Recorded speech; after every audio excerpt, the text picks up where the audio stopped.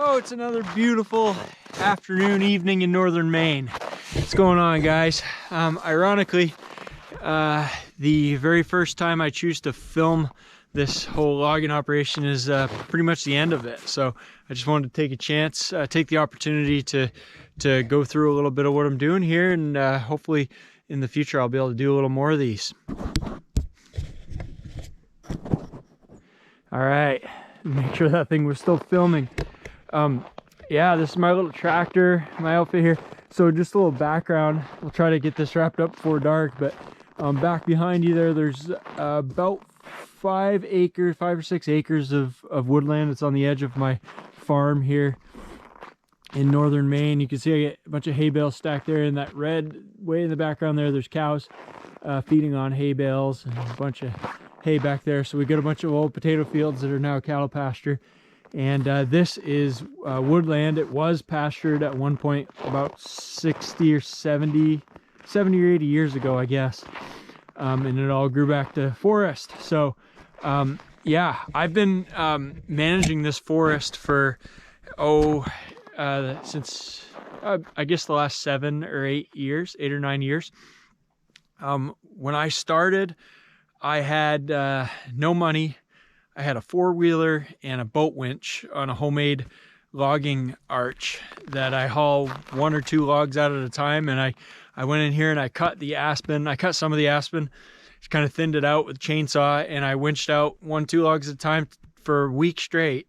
That was my first timber harvest, and I get 10 cords of wood trucked off to the mill, and come a fair ways since then. So there's a lot of fun. It's a lot of work, but I own the land, and I really want to manage it a certain way, which I'll talk about in the future.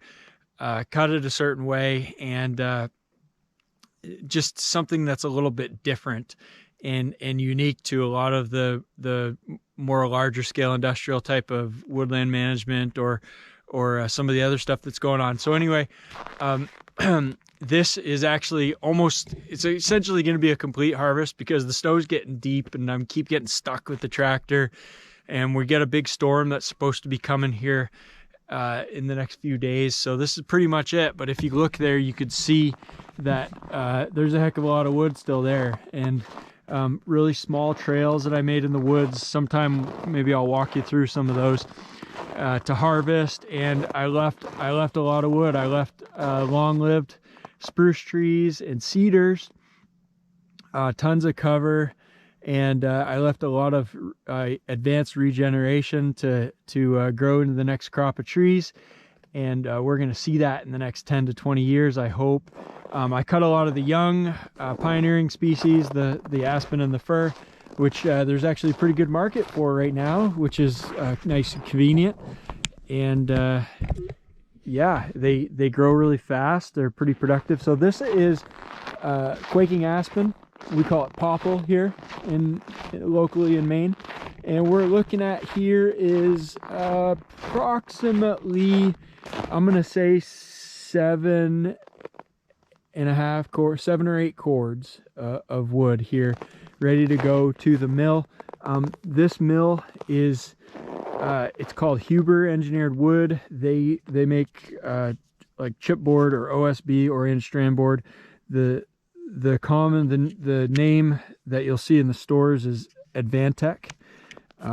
That if you buy a sheet of Advantech, you may get some wood from this farm. So the mill, they want this in multiples of 8 feet and down to a certain diameter.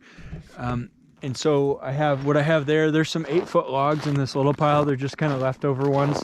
But what I'm cutting here is what we call semi tree length. And so it's cut to a length that a small truck, a 10-wheeler truck with a self-loader that hauls 8 or 9 cords can come get it. That truck the bed of that truck is it's a stake bed to hold logs, and it's about 25 feet long.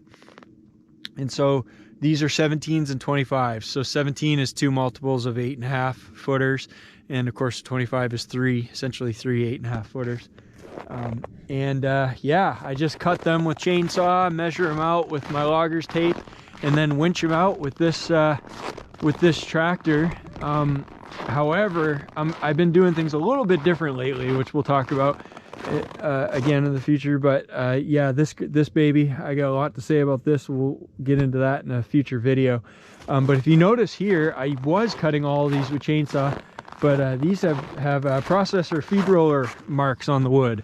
You can see those, a bunch of those ridges there. I bought a small processor on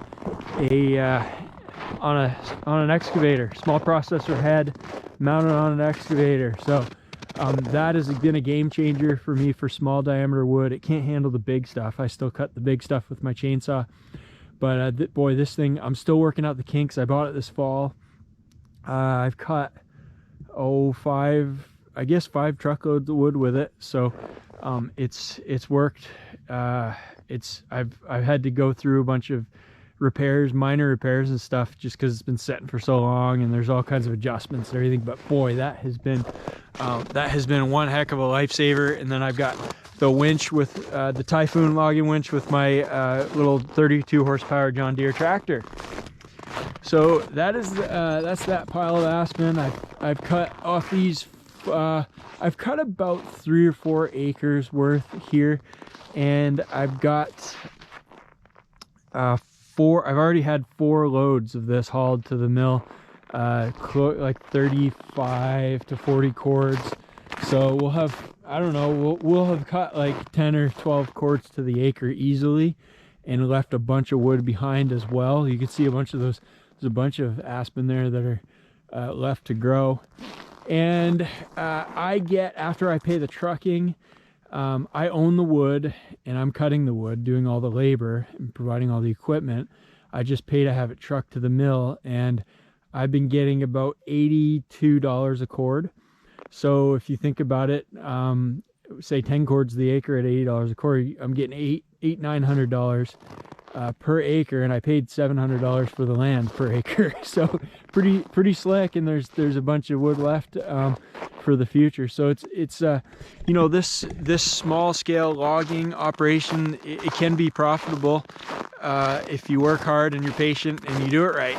So and I've learned a lot. I'm still learning a lot every day, and just trying to figure things out, do it right, and balance all the other stuff going on in life.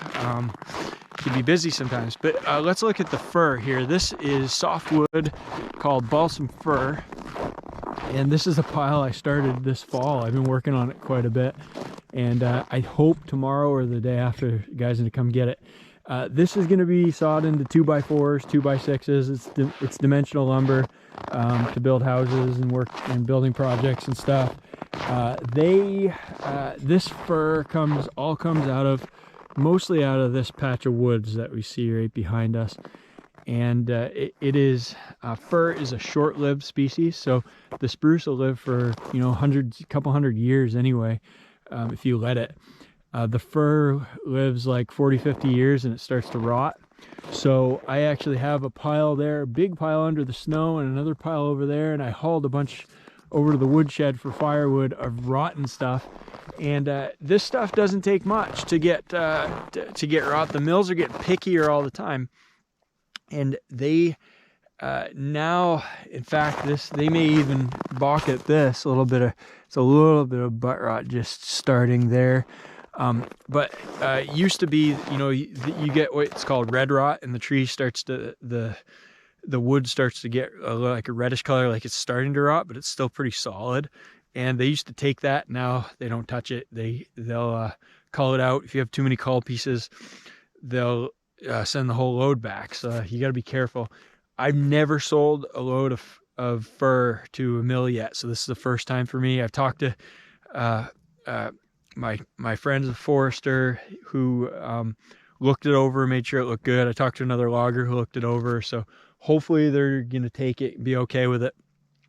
They take down to about 4-inch diameter at the tops, and they want logs pre-cut to intervals of 2 feet, between 8 and 16 feet. So and with 6 inches of trim. So what that means is you can cut 8-footers, 10-footers, 12-footers, 14-footers, or 16-footers, but they got to be sorted out separately, which is another thing. As mills have more power and more leverage, they're able to require certain things. They used to just take them all mixed. But anyway, I have these are 12.5-footers, so they're 12 feet with 6 inches of trim, and those are 8.5-footers, which they'll give you a couple inches either way. So they may be like between 8.4 and 8.8 specifically.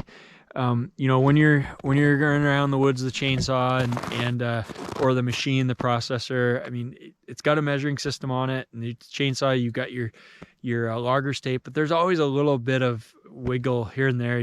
Something could get hung up on a brush, or it's very easy to be off by a couple inches. So you gotta watch it. But anyway, I don't know what I'm going to get for this stuff. I think there's 7 or 8 cords of this as well. I have to pace it out or measure it out and see. But hopefully we'll do pretty good, because it's a lot more labor to cut this stuff than it is that stuff. It's just a lot more labor in removing the limbs and getting the lengths right and everything. So anyway, it's going to get dark here in just a minute. So that's kind of just a quick overview of what I got going on here. And I want to do a bunch of videos just showing the logging process and kind of share some things that I've learned from doing things the wrong way, or learn from watching other guys that are more experienced, and kind of take you along the journey. But yeah, I was just finished up that last twitch, and I got stuck I just constantly stuck back in there. I've been packing trails with the processor and going behind with the tractor, but it's just not packing. It's so cold now. It hasn't gotten near freezing in 2 weeks. It's been, like 15, 20 below at night. It was 30 below the other night, and it's getting up to the single digits to maybe the teens. And so we haven't had a chance for the trails to really freeze solid. It's just like soft, granular, powdery snow that the tires just kick up and you get stuck. So I think I'm pretty well done. So I'm just trying to get that pile tidied up a little bit and make sure there's enough room. I've got my road plowed, so the 2 truckers can come in, get this wood out before the next snowstorm. And I think I might have to wrap this little operation up. I think I got another load worth in there, but it's not going to go bad. I'll be at it maybe next summer, next fall, and finish that up. But I get a lot done this fall. It was pretty cool. I was happy with how everything went, and working out the new processor. I own 2 other wood lots. One's not too far from here, and the other one's like 40 minutes away. But I've got a lot of plans to do some logging on those 2 places, and managing the stands of timber there. So hopefully we'll be able to do a lot more and show you different parts of the operation. All right, we'll see ya.